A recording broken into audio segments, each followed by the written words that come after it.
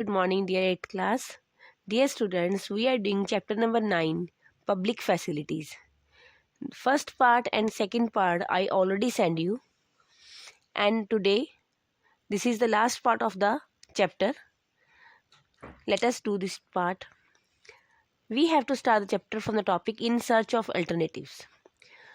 Dear students, अगर आपने पिछली वीडियोस नहीं देखी तो काइंडली पहले वो देखो, क्योंकि उसे देखे बिना यहाँ से चैप्टर आपको समझ नहीं आएगा। तो देखो कि जो चेन्नई की सिचुएशन है वो यूनिक नहीं है। ऐसा ही सिस्टम, ऐसे ही शॉर्टेज पानी की समर मंथ्स में इंडिया के कई सिटीज़ में देखने को मिलती है। ये जो शॉर्टेज है म्यूनिसिपल वाटर की, इसको प्राइवेट कंपनीज के द्वारा भी पूरा किया जा सकता है जो पानी बेचती हैं फॉर प्रॉफिट।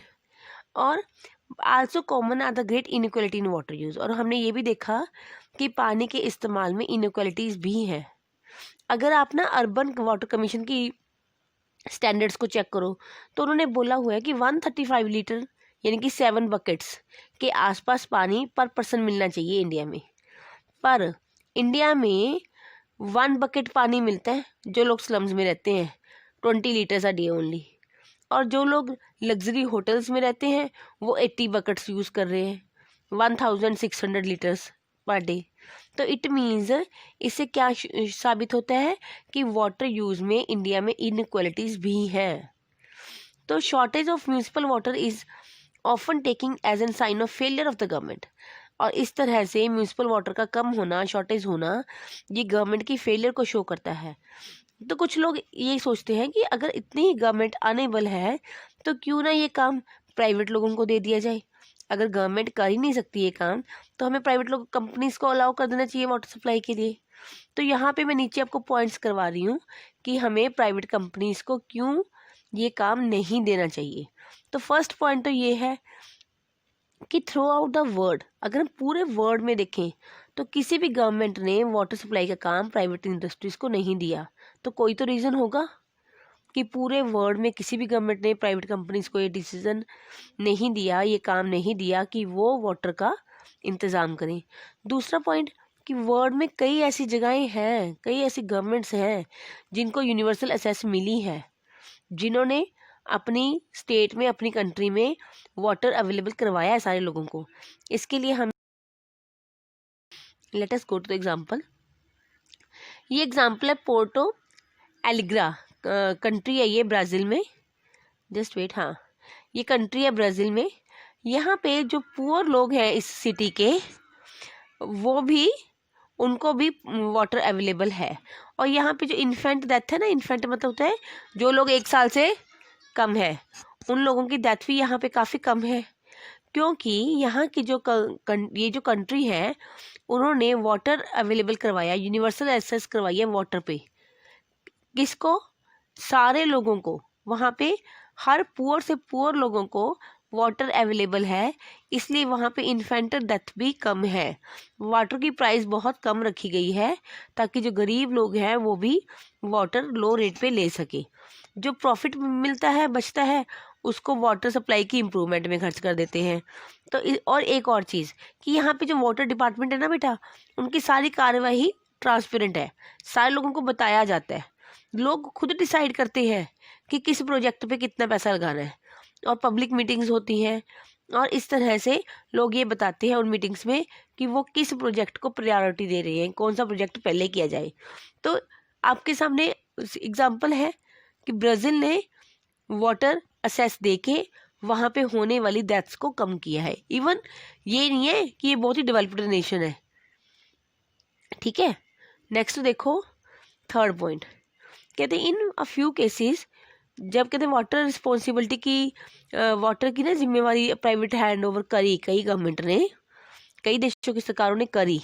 जब प्राइवेट लोगों को दी ना ये जिम्मेवारी, तो उन्होंने वाटर को इतना अनअफोर्डेबल बना दिया, बहुत महंगा कर दिया। तो क्राइसिस हो गए, तो प्रोटेस्ट हो गया, और बोलिविया में ये सब कुछ हुआ था। तो गवर्नमेंट को वापस लेना पड़ा था प्राइवेट हैंड से वाटर का सप्लाई का सारा सिस्टम। तो इट मीन्स अब आप इंडिया की बात कर लो, कहते इंडिया में ऐसे कई केसेस हैं जहां गवर्नमेंट सक्सेसफुल रही है। जैसे कि मुंबई में देख लो, मुंबई में काफ़ी वाटर सप्लाई डिपार्टमेंट है जो मुंबई का, उन्होंने काफ़ी पैसा इकट्ठा किया है और उसको वो सप्लाइंग वाटर पे खर्चा कर रही हैं। हैदराबाद में भी गवर्नमेंट के पास डिपार्टमेंट ने काफ़ी इंक्रीज़ की है कवरेज और इम्प्रूव्ड परफॉर्मेंस दिखाई है, रेवेन्यू कलेक्ट प्रॉपर की है, जो पैसा पानी के ऊपर खर्च हो रहा है। चेन्नई में भी क्या किया गया है, रेन वाटर हार्वेस्टिंग शुरू की गई है ताकि ग्राउंड वाटर का लेवल इंक्रीज हो जाए।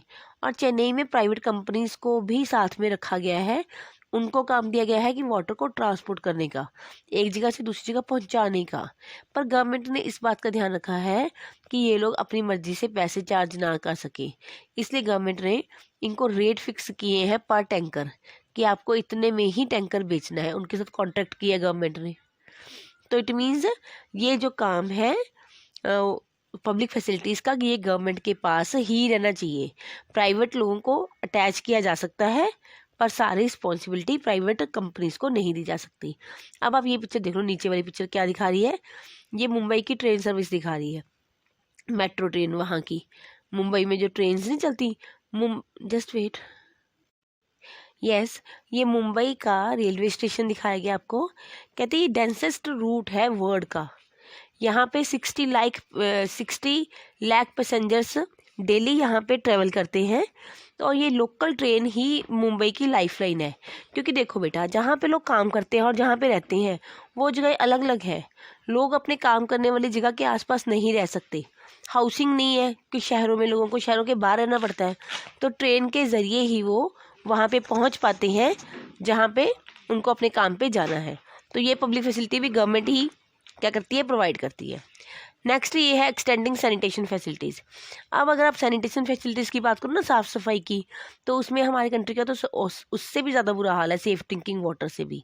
सैनिटेशन के मामले में ऑफिशियल फिगर ये कहती हैं कि 87% जो हाउस होल्ड है इंडिया के, उनको तो ड्रिंकिंग वाटर की एक्सेस है, पर सैनिटेशन की सिर्फ 57% लोगों को है। पुअर अर्बन एरिया में भी, रूरल में भी सैनिटेशन के लिए बहुत ज़्यादा इंडिया के लोग प्रॉब्लम्स फेस कर रहे हैं। सुलभ ने एक एनजीओ बनाई है, सुलभ एनजीओ है, नॉन गवर्नमेंटल ऑर्गेनाइजेशन, एनजीओ कहते हैं इसे। कहते ये काम कर रही है पिछले 5 डिकेड से सैनिटेशन फैसिलिटी देने के लिए लोगों को लो कॉस्ट के ऊपर।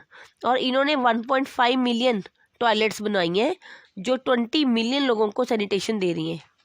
ठीक है, majority of the users of सुलभ फैसिलिटीज़, ज़्यादातर जो सुलभ फैसिलिटीज़ को यूज़ करने वाले लोग हैं वो पुअर वर्किंग क्लास के लोग हैं। ठीक है, अब सुलभ ने कॉन्ट्रैक्ट किया है म्यूनिसिपैलिटीज़ के साथ। ठीक है, गवर्नमेंट के फंड्स का इस्तेमाल भी करती है अब सुलभ, लोकल अथॉरिटीज़ भी अपने फंड्स प्रोवाइड करती हैं सुलभ को। और इन्होंने चार्जेस भी रखे हैं, 2 रुपीज़ चार्जेस एक बार टॉयलेट को यूज़ करने के। तो ये भी एक इनिशिएटिव है गवर्नमेंट का, किस चीज़ के लिए, सैनिटेशन फैसिलिटीज़ लोगों को प्रोवाइड करवाने के लिए। तो ओवरऑल कंक्लूजन क्या है इस चैप्टर का?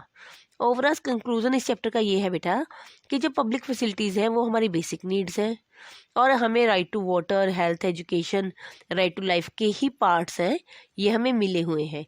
इसलिए गवर्नमेंट को एक रोल प्रॉपर प्ले करना होता है, ये फैसिलिटीज़ लोगों को देनी होती है। ठीक है, पर इस मामले में प्रोग्रेस कोई ज़्यादा सेटिस्फेक्शन वाली नहीं है इंडिया में। हमारे इंडिया में शॉर्टेज है, सप्लाई कम है, और अगर सप्लाई है भी तो इनइक्वालिटी है, डिस्ट्रीब्यूशन प्रॉपर नहीं है। Metro trains and large cities के मामले में कंपेयर टू मेट्रो सिटीज़, बड़ी और बड़े शहरों के कंपैरिजन में जो टाउन्स और विलेजेस हैं वो अंडर प्रोवाइडेड है। टाउन्स और विलेजेस के लोगों को कम सर्विसेज मिलती हैं, शहरों के लोगों को ज़्यादा मिलती हैं। जो वेल्दी लोकेलिटीज़ हैं, अमीर लोगों के रहने की जगह है, और जो पुअर लोकेलिटीज़ हैं वहाँ पर भी फ़र्क है। वेल्दी लोकेलिटीज़ में ज़्यादा सर्विसेज है, पुअर लोकेलिटीज़ में कम सर्विसेज है। ठीक है, तो इन सर्विसेज को प्राइवेट कंपनीज को हैंड ओवर नहीं किया जा सकता। गवर्नमेंट को ही कोई ऐसा सोल्यूशन निकालना पड़ेगा जिससे फैसिलिटीज़ सारे लोगों को इक्विटेबल मैनर से मिले। तो this is all about this chapter dear students. I hope the chapter is clear to you. If anything left from my side, you can ask in the Zoom class. Thank you. Have a nice day.